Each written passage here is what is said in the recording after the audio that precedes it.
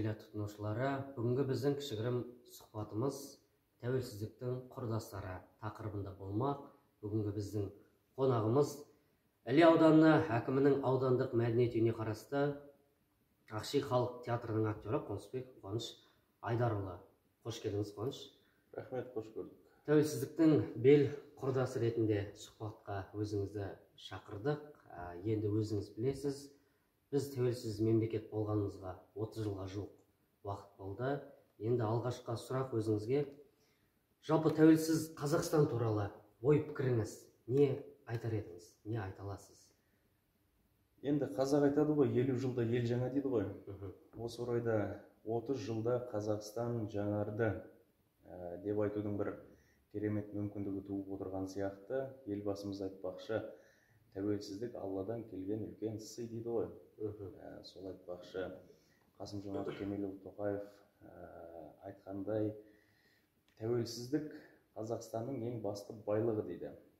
Бұл әрине әуелі елбасымыз айтпақшы, Алла тағаланың арқасы, екіншіден осы еліміздің, халқымыздың тынбай еңбектеніп қаншама төккен терінің арқасында осыншама дамыған 30 мемлекеттің қатарынан көрінудің бір үлкен мүмкіндігі деп айтар едім.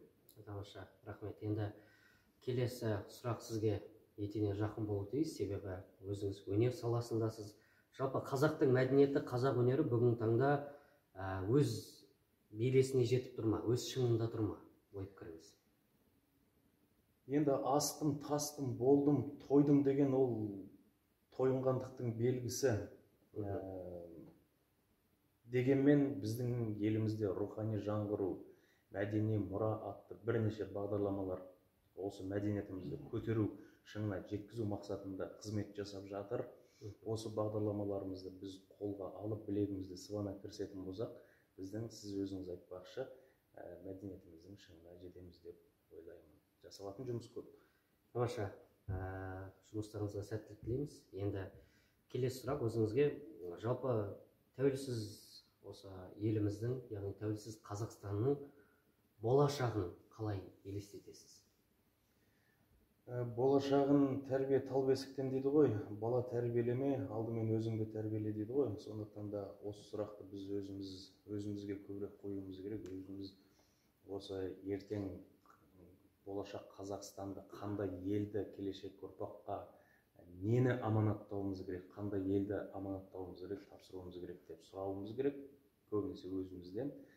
Әрине, егерде елбасымыз айтпақшы, Қазақстан жастардың қолында дейді ғой, қазір жас келсе іске деп Абай атамыз айтпақшы, қазірден біз осы тәуелсіздіктің құрдасы ретінде елімізге өзіміздің патриот екенімізді, елімізді сүйетін Қазақстан Республикасының адал азаматы ретінде өзімізді жақсы жағымыздан көрсететін болсақ, Қазақстан Республикасының болашағы өте зор дамыған үлкен мемлекеттердің қатарынан көруге болады. Тамаша, өзіңізге алғыс білдіреміз. Қымбатты көрермен, бізге берілген уақыт шектеулі болғандықтан біз сұхбатымызды тамамдаймыз. Айта кетейік, бүгінгі бізбен сұхбаттасқан актер Қонысбек Қуаныш Айдарұлы. Өзіңізге алғыс білдіреміз. Баршаңызға сау саламатта болыңыздар. Келесі көріскенше.